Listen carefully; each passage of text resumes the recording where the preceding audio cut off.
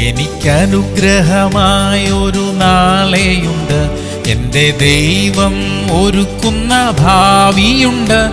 ആർക്കും തടയാനാകാത്ത ഉയർച്ചയുണ്ട് പരിശുദ്ധാത്മാവിൻ ശക്തിയാൽ.